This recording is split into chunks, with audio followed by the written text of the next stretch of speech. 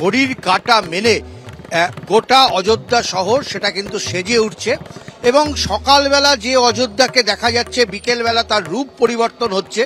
এই রাস্তা থেকে শুরু করে সমস্ত জায়গায় বিভিন্ন জায়গায় যেমন গাছ লাগানো হচ্ছে, ঠিক একই রকম ভাবে যে রাস্তাটা দেখাচ্ছে দেখো অতনু, সেই রাস্তাটাকে বলা হচ্ছে ধর্মপথ।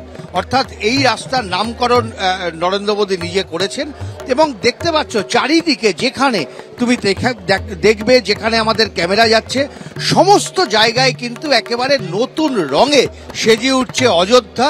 আর মাত্র কয়েক ঘন্টার অপেক্ষা এবং সবচেয়ে আশ্চর্যজনক, তুমি রাস্তায় যেতে যেতে এখানে কিন্তু এই টেরাকোটার অনেক ধরনের কাজ দেখতে পাবে।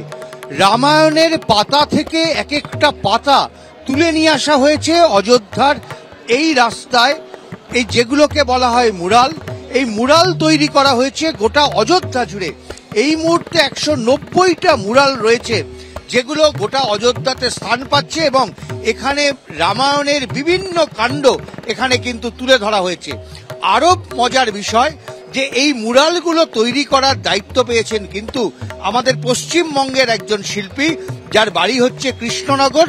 তিনি প্রায় 6 মাস ধরে এই প্রক্রিয়া শুরু করেছেন এবং এই মুরালগুলো তৈরি করছেন। মূল বৈশিষ্ট্যটা কি?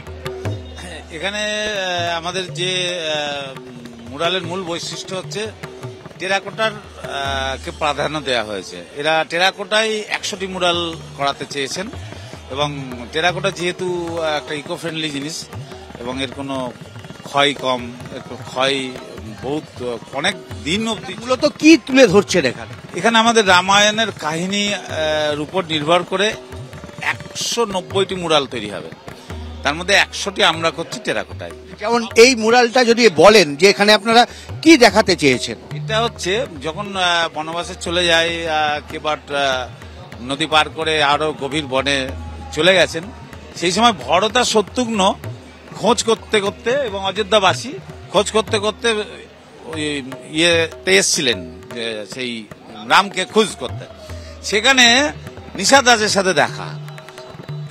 ঠিক এরকম ভাবে এক একটা করে কাহিনী রামায়ণের যেগুলো মানুষ জানেন যে কাহিনীগুলো নিয়ে চর্চা হয়, ঠিক সেই কাহিনীগুলো ঠিক এইভাবে অযোধ্যার রাস্তায় দেওয়ালে দেওয়ালে তুলে ধরা হচ্ছে এবং এর অধিকাংশ কাজই করছেন পশ্চিমবঙ্গের একজন শিল্পী। তারা সবাই মিলে ঝাঁপিয়ে পড়েছেন।